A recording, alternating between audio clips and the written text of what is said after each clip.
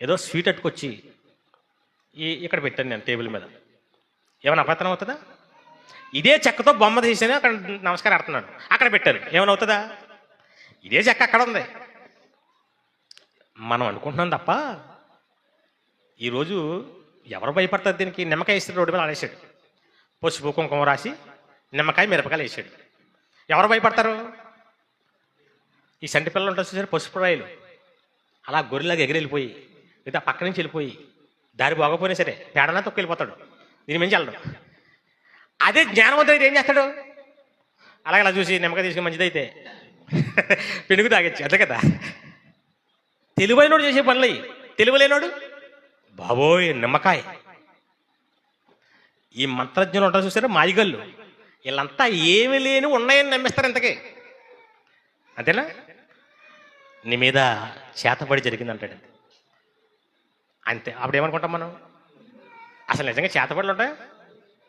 కొన్ని ఎవరన్నా చేయమన్నాడు నాకు, ఈ చేతబడులు ముందెట్టేశారు అంట కదా. మా అల్లుడిని మా కొడుకుని స్వింగి కట్టేసుకుంది, లేదా ముందెట్టేశారు. ఎక్కడున్నాయి మందులు?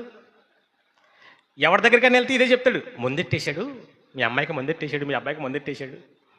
అప్పుడు ఆయన అడగాలి, ఒకసారి ఆ మందు కూడా నాకు ఇవ్వండి. ఎంతకు ఆ మందు ఎవడెవడు? ఎంతకెళ్ళి చెప్పేవాళ్ళంతా మందు ఎవరు ఎంతకి? కానీ ఏం చెప్తారు? ఎట్టారని చెప్తారు. పోనీ ఒకసారి ఇది ఇవ్వచ్చు కదా. ఆ సత్యవతి నాకు అన్న పెడతాది, పోనీ ఆ సత్యవతి మా వెనకాల తిరుగుతుంటాను నేను, అంతేనా? ఈ మందులు గిందులు అంటే వీళ్ళ దగ్గర ఉన్న బెనిఫిట్ ఏంటంటే, ఏమీ లేని దాన్ని ఉన్నదాన్ని భయపెట్టి దాన్ని విరుగుడు కోసం వీళ్ళు మళ్ళీ డబ్బులు ఆగుతుంటారు. అది ఇందులో టెక్నిక్. నువ్వు ముందెట్టవా, నువ్వు చేతబడి పెట్టాని ఎవరన్నా అడగండి, ఎవడ మాట్లాడ్డా. ఇదంతా ప్యాషన్ అనమాట. ఈ చిన్నపిల్లలు నమ్ముతారు. దైవజ్ఞానం కలిగిన వాడు అసలు ఈ ప్రకృతిలో ఉన్న దేంట్లోనూ ఎటువంటి శక్తి, దేవుడు ఒక్కడే, మిగతా ఏమి దెయ్యం ఉంది. అది బొమ్మల్లోనూ నువ్వు చేసుకున్న నిమ్మకాయల్లోనూ దూరదది. ఇందులో ఉంటుంది. తెస్సలోనికైలకు రాసిన 2వ పత్రిక 2వ అధ్యాయం 4వ వచనం చూడండి. ఏది దేవుడు అనబడునో, ఏది దేవుడు అనబడుతుంది వాక్యం, ఏది పూజింపబడునో దాన్నంతటిని ఎదిరించుచు దాన్నంతటికి పైగా వాడు తన్ను తానే హెచ్చించుకొనుచు తాను దేవుణ్ణని తన్ను తాను కనపరుచుకొనుచు దేవుని ఆలయంలో కూర్చుంటాడు. ఎందుకంటే ఎక్కడ ఉంటాడు? దేవుని ఆలయం. ఏది దేవుని ఆలయం? హృదయమే, అంతే కదా, దేవాలయం. మన దేహమే దేవుని ఆలయం. ఇప్పుడు ఎందుకంటే ఎక్కడ కూర్చుంటాడు? మనలో కూర్చుంటాడు. వీళ్ళు ఎక్కడ ఉన్నాడని చెప్తున్నారు? అదిగో గుళ్ళో ఉన్నాడు, అదిగో ఆ బొమ్మలో ఉన్నాడు. ఎంత తెలివిగా మార్చించి చూడండి వాళ్ళని. ఆ బొమ్మలో ఉన్నాడు, అక్కడ ఎట్టింది దానికి భయపడిపోండి అన్నవాడు దాంట్లో ముందు ఈడులో ఉన్నాడు. ఈడులో ఉన్నాడని ఎక్కడ గుర్తుపెట్టేస్తాడని ఈడి చేత ఏం చెప్పేస్తుంది? అదిగో అక్కడ ఉన్నాడు. అప్పుడు దెయ్యం చూడండి శ్మశానంలో ఉంటుంది, ఎండిని చెట్లు ఎక్కుతుంది, అర్ధరాత్రి వస్తుంది అని చూపించింది. ఎందుకంటే దెయ్యం ఎక్కడ ఉంటుంది? శ్మశానంలో ఉండదు, మనలో ఉంటుంది. ఒక అమ్మాయిని దారుణంగా పాడు చేసి చంపేశాడు. ఆడలేముంది? అది బొమ్మలో ఉండదు. బొమ్మలో ఉంది దానికేంటి ఉపయోగం? దేవుడు ఎక్కడ ఉండాలనుకున్నాడో అది కూడా అంతే తప్ప బొమ్మల్లో కూర్చుంటే దానికేంటి ఉపయోగం? దెయ్యం బొమ్మల్లో ఉండదండి, అవన్నీ ఒట్టివి. అర్థమైపోయింది పాఠం. ఇంకా విగ్రహం ఒట్టిదా గట్టిదా? ప్రతిమల్లో ఏమీ మేలు చేయదు, కీడు చేయదు. వాటి దగ్గరికి వెళ్ళే వాళ్ళంతా పాపం పశుప్రాయాలు, ఏమీ తెలియదు వాళ్ళకి, వాళ్ళే భయపడతారు. అలాంటప్పుడు మరి విగ్రహాలు అర్పించింది ఎందుకు తినకూడదు? మనం చెప్పాను కదా, నేను తినొచ్చా తినకూడదంటే 2 సమాధానాలు చెప్పాను. తినకూడదో తినొచ్చు, కొన్ని సందర్భాల్లో తినకూడదు, కొన్ని సందర్భాలు. మరి ఎందుకు తినకూడదు? ఖచ్చితంగా ఏమీ లేనప్పుడు తినేచ్చు కదా. ఎందుకు తినొచ్చు, ఎందుకు తినకూడదు అంటే ఒక 3 ప్రశ్నలు వేధిస్తున్నాయి అందరినీ. అవేంటో వరుసగా చూసేసి ముగించేసుకుందాం. మొదటి ప్రశ్న అపోస్తుల కార్యములు 15వ అధ్యాయం 28వ వచనం. అపోస్తులు కొత్తగా సంఘం స్టార్ట్ అయిన తర్వాత వాళ్ళు ఒక 4 రూల్స్ పెట్టారు, ఖచ్చితంగా ఇవి పాటించాలి అని. ఏంటి ఆ రూల్స్లో? మొదటి రూల్స్ చూడండి. విగ్రహమును అర్పించిన వాటిని, రక్తము, గొంతు పిసికి చంపిన దాన్ని, జారత్వమును, ఈ 4 విసర్జించాలి అన్నాడు. సంఘంలోకి వచ్చిన వారు ఖచ్చితంగా ఏం విసర్జించాలి? విగ్రహాలకు అర్పించింది తినకూడదు, గొంతు పిసికిని చంపకుని తినకూడదు, రక్తంతో తినకూడదు, జారత్వం చేయకూడదు. ఈ ఖచ్చితంగా ఈ 4 పాటించండి, మిగతా ఏం వస్తుందని చెప్పారు. మరి ఇప్పుడు వరకు విగ్రహం ఒట్టిది అన్నప్పుడు, ఎందులో ఏమి లేనప్పుడు మళ్ళీ విగ్రహం కనిపించింది ఎందుకు తినొద్దని పెట్టారు రూలు. ఇది రెండో చూడండి, కొరింథీయులకు రాసిన మొదటి పత్రిక 10వ అధ్యాయం 19వ వచనం. నేను చెప్పినదేమి, విగ్రహార్పితములో ఏమైనా ఉన్నదని అయినను, విగ్రహంలో ఏమైనా ఉన్నదని చెప్పిదనా అంటే ఏమీ లేదు అని చెప్తున్నాను అని చెప్పి కింద ఏమంటున్నాను చూడండి. లేదు కానీ అన్యజనులు అర్పించే బలులు దేవునికి కాదు దెయ్యములకే అర్పించుచున్నారని. ఇంతకీ ఎవరికి అర్పిస్తున్నారంట వాళ్ళు? విగ్రహానికి అర్పిస్తున్నారంటే దేనికి అర్పిస్తున్నారు? అదేంటి, అందులో దేవుడు లేదు దెయ్యం అన్నప్పుడు మళ్ళీ అక్కడ ఏం చెప్తున్నాడు? వాళ్ళ దేవుడు కాదు దెయ్యాలకు అర్పిస్తున్నారు అన్నాడు. ఎంతవరకు మనమేమో అందులో ఏమీ లేదు అన్నాం, మళ్ళీ ఇక్కడ దెయ్యాలకు అంటున్నాడు. ఆ కింద చదవండి ఏమన్నాడు ఇంకా, మీరు దెయ్యములతో పాలువారంటే నాకు ఇష్టం లేదు, మీరు ప్రభు పాత్రలోనిది దెయ్యముల పాత్రలోనిది కూడా త్రాక్కూడదు. ప్రభు బల్ల మీద ఉన్న దానిలో, దెయ్యముల బల్ల మీద ఉన్న దానిలో కూడా మీరు పాలు పొందకూడదు, దేవుని కోపం వస్తుంది అన్నాడు. అందులో నీ దెయ్యం దాంట్లో చేయట్టేస్తున్నారు, మళ్ళీ ఇక్కడికి వచ్చి ప్రభు బల్లో చేయట్టేస్తున్నారు, కుదరదు అన్నాడు.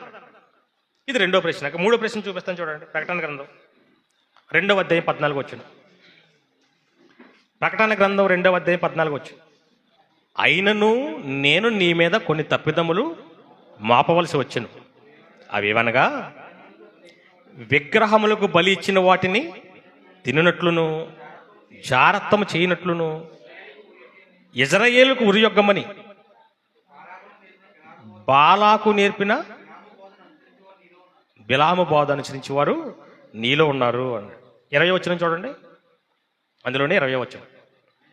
అయినను నీ మీద తప్పు ఒకటి నేను మోపవలసి ఉన్నది ఏమనగా, తాను ప్రవక్తనని చెప్పుకొనిచున్నా యెజెబెలును స్త్రీని నీ ఉండనిచ్చున్నావు, జారత్వం చేయుటకును విగ్రహములకు బలిచ్చిన వాటిని తినుటకును అది నా దాసులకు బోధించుచు వారిని మోసపరుస్తుంది. ఏమన్నాడు ఇక్కడ? విగ్రహాలకు బలిచ్చిన తినేమని నా పిల్లల్ని మోసం చేస్తుంది, అలాంటి వాళ్ళు నీలో ఉన్నారు, తినేమని చెప్తున్నారు, ఇది తప్పు అన్నాడు. ఏం చెప్పాము ఇక్కడ మనం? సంఘం అంతానేమో విగ్రహాలకు అర్పించినవి తినకూడదని రూల్ పెట్టారు, మా అపోస్తులు వీళ్ళంతా. రెండోది, విగ్రహాలకు అర్పిస్తే దెయ్యాలకు అర్పించినట్టే అన్నాడు. ఆ దెయ్యాల దాంట్లో ఇందులో చేయకూడదు అన్నాడు. 3, ఇలాగ ఎవడ బోధించినా అది యెజెబెలు బోధ అన్నాడు, తినమని చెప్పే బోధ. అర్థమైంది? అర్థం కాలేదు ప్రశ్నలు. ఇందాక వరకు మనం ఏం చెప్పుకొచ్చాం? అందులో ఏమీ లేదు, ఒట్టిది, మనుషులు చేశారు, దెయ్యం ఉండదు, ఏముండదు, అది మేలు చేయదు కీడు చేయదు, అది రాడు కర్ర బంగారం వెండి అని చెప్పాం, కళ్ళుండి ఏముండదు అని. మరి నీ చెప్పిన దేవుడు మళ్ళా ఏంటి మళ్ళీ ఇందులో దెయ్యాలు కనిపిస్తున్నారు అన్నాడు, విగ్రహాలు కనిపించి తినొద్దు అన్నాడు, అలా చెప్పిన వాళ్ళు తప్పు అంటున్నాడు. ఈ పట్టుకుని ఇదిగో వీళ్ళే యెజెబెలు బోధకులు, వీళ్ళే అపవాది సంబంధులు అని ప్రచారం చేస్తున్నారు. అందుకే చెప్పాను ఇందాక, విద్యా విహీనులకు బైబిల్ అర్థం కాదు. ఈ చెప్పామంటే ఈ చదవలేకుండా చెప్తామండి మేము. ఇప్పుడు ఈ 3 చదవకుండా చెప్తామా? మరి దీని పరమార్థం ఏంటి? ఎంతకీ విగ్రహాలు ఏమి లేదు మనకు తెలిసా తెలీదా? కన్ఫామ్ కదా.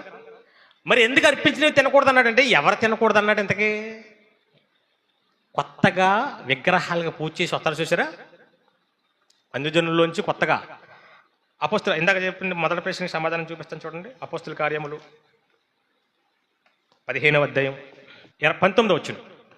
కాబట్టి అన్యజనుల్లో నుండి దేవుని వైపు తిరుగుచున్న వారిని మనం కష్టపెట్టక విగ్రహ సంబంధమైన అపవిత్రతను. ఇంతకీ ఈ రూల్స్ ఎవరికే? కొత్తగా విగ్రహారాధన చేసి వస్తారు చూసారా, వాళ్ళకి రూల్స్ పెట్టండి అన్నాడు. ఏ రూల్స్? విగ్రహాలకు అర్పించిన వాళ్ళు తినకూడదు, వాటి దగ్గరికి వెళ్ళకూడదు. ఎందుకు పెట్టాడు వాళ్ళకి? మనకైతే తెలిసి ఇప్పుడు ఏమని, విగ్రహంలో ఏమీ లేదని మనందరికీ తెలుసు. కొత్తగా ఎవరో విగ్రహాలకు పూజ చేసి పాపం ఎన్ని సంవత్సరాలు మన దగ్గరకు వచ్చాడు, అతనికి ఏం ఉద్దేశంతో పూజ చేసాడు ఇంతవరకు?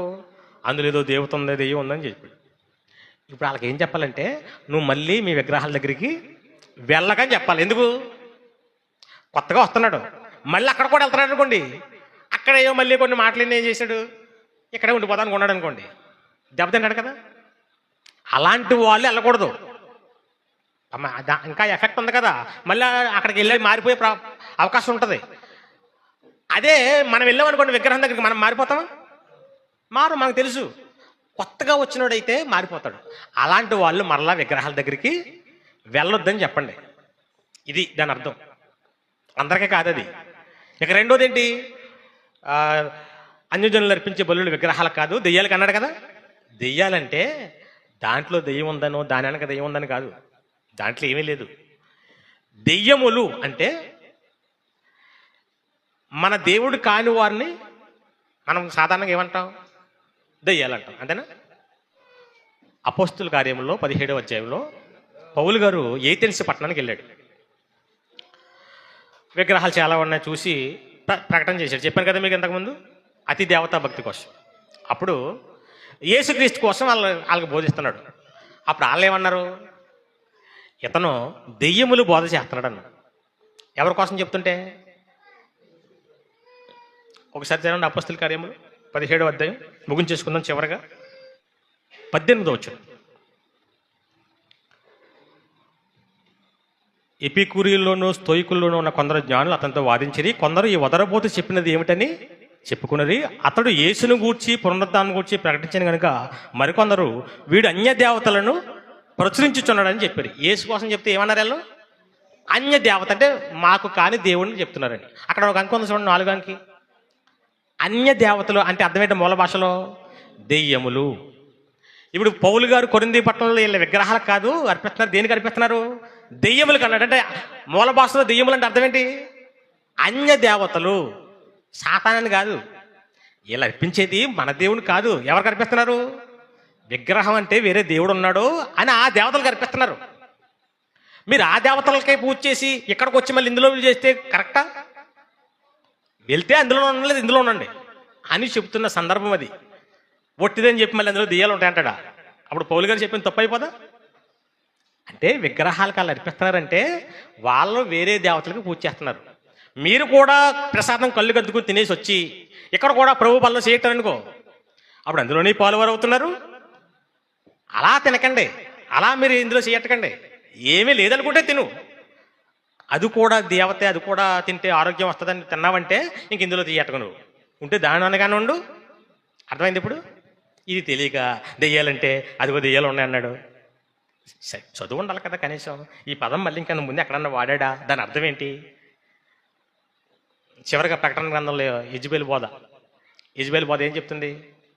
విగ్రహాలకు అర్పించి తినేయమంటే అది యెజబెలు బోధ అన్నారు.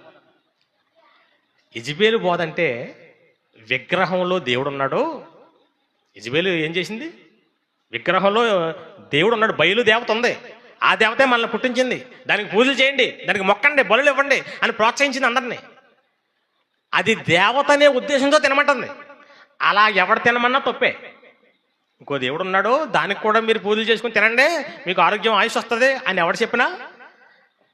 ఇప్పుడు మనం చెప్పేది ఏంటి? ఏమీ లేదనుకుంటే తిను, అంతేనా? నువ్వు తినకపోతే అందులో ఏదో ఉన్నట్టే. మీకు అర్థమైంది పాయింట్? నువ్వు వద్దు బాబు అంటున్నావు అంటే ఏమంటే ఏమోకుండా నువ్వు అందులో ఏదో ఉందని. ఏమి లేనప్పుడు తిను. అలా కాకుండా అందులో ఏదో అది కూడా దేవుడే తిను అన్నావనుకో, ఇదే బోధ? యెజబెలు బోధ. ఇప్పుడు యెజబెలు బోధ ఎవరు చెప్పినా, ఎవడైతే విగ్రహం కనిపించింది తినకూడదని చెప్తున్నాడో వాడిది ఏ బోధ అనుకుంటున్నారు? ఎందుకు? యెజబెలు అందులో ఏదో ఉందని చెప్పింది.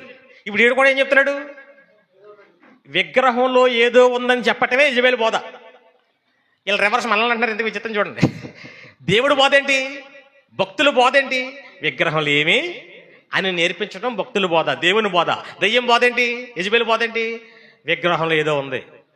ఇప్పుడు వీళ్ళు ఏదో ఉందన్నారంటే యెజబెలు బోధ ఏది ఇప్పుడు ఎంతకి? ఇది బైబిలు తెలీదు, పాడు తెలీదు, విగ్రహంలో ఏమి ఉందనుకుని భయపడేవాడు పసిపిల్లలు అంటాడు, మృగంలు అంటాడు, అజ్ఞాని. మనమంతా పరిపూర్ణులు అవ్వాలి, జ్ఞానులు అవ్వాలి. మనం అందరికీ ఏం నేర్పించాలి? అందులో ఏముండరా, వాటి వైపు వెళ్ళకండి, మీరు డబ్బులు వేస్ట్ చేసుకోకండి, మీరు టైం వేస్ట్ చేసుకోకండి, దానివల్ల మేలు రాదో కీడు కూడా రాదు. నిజమైన దేవుడు ఒక్కడే. మిమ్మల్ని చంపాలన్నా, శిక్షించాలన్నా, మిమ్మల్ని అభివృద్ధి చేయాలన్నా ఎవరు చేయాలి? నిజమైన దేవుడి దగ్గర ఉన్న ఆయన దగ్గరికి రండి. మిగతా ఎక్కడా కూడా ఎటువంటి ప్రయత్నం లేదు. అవి పెట్టుకున్న వాళ్ళు బాగుపడతారు తప్ప మీకు ఎటువంటి ఉపయోగం. ఇది మనం నేర్పించాల్సింది. కాబట్టి విగ్రహంలో ఏమీ శ్రద్ధగా ఉన్న మీ అందరికి కొంచెం తెలుస్తూ